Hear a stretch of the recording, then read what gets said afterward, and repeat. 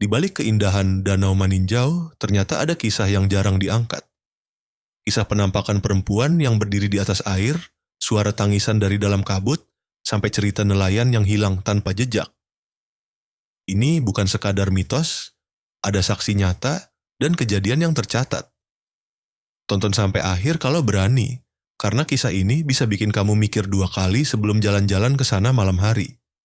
Lu pernah denger nggak tentang danau yang cantik banget? Tapi nyimpen rahasia gelap yang nggak semua orang berani ceritain. Yup, ini tentang Danau Maninjau, Sumatera Barat. Sekilas emang kelihatan damai, apalagi dari ketinggian. Tapi tunggu dulu, cerita di balik kabutnya bisa bikin bulu kuduk lo berdiri. Jadi udah lama banget warga sekitar percaya kalau ada penunggu di tengah danau. Bukan ikan raksasa atau siluman, tapi sosok perempuan berambut panjang, pakai kebaya putih, berdiri di atas permukaan air pas kabut turun tebal-tebalnya.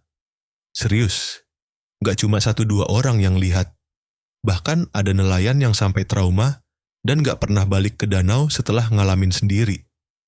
Ceritanya gini, ada seorang nelayan, sebut aja Bang Ujang. Dia biasa nyari ikan jam 4 subuh, waktu kabut masih tebal. Suatu hari, dia lihat sosok perempuan di tengah danau, diem aja ngadep ke arah bukit. Awalnya dia pikir itu wisatawan nyasar. Tapi makin deket, perempuan itu ngilang. Bukan tenggelam, bukan kabur. Ngilang. Dan anehnya, jala yang dia lempar setelah lihat sosok itu selalu kosong. Kayak ikannya kabur semua.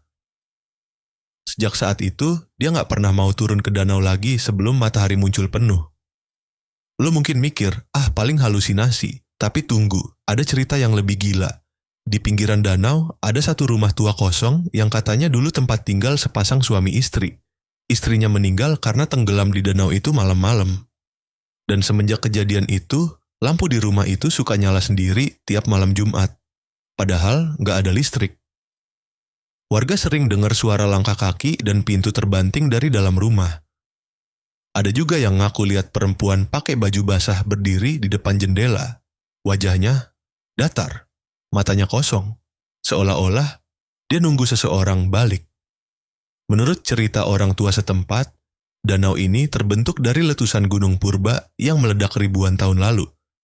Tapi ada satu versi legenda yang lebih kelam. Katanya, danau ini muncul setelah kutukan dari seorang gadis bernama Siti Nurbaya yang bunuh diri karena dijodohin paksa. Katanya, sebelum dia lompat ke kawah itu, dia bilang, tempat ini akan jadi saksi penderitaan hati. Dan sejak itu, banyak yang percaya arwahnya masih gentayangan, terutama pas malam Jumat Kliwon. Uniknya lagi, setiap tahun ada satu waktu di mana kabut di atas danau begitu tebal, sampai seolah-olah air dan langit nyatu. Nah, warga percaya itu adalah jendela waktu, di mana makhluk dari alam lain bisa muncul. Makanya, di hari itu, mereka pantang keluar rumah sebelum tengah hari. Danau Maninjau sekarang emang jadi salah satu destinasi favorit turis. Tapi nggak semua orang tahu aturan tak tertulis yang harus dipatuhi kalau mau ke sana. Jangan ambil apapun dari pinggir danau, jangan bilang sepi ya di sini, dan jangan pernah ngeledek tempat itu. Karena ada cerita dari sekelompok mahasiswa yang berkemah di sekitar danau, iseng manggil-manggil yang di sana tengah malam. Paginya, salah satu dari mereka nggak bisa bangun, bibirnya biru dan matanya terbuka tapi kosong. Dia selamat tapi nggak pernah bisa cerita apa-apa lagi.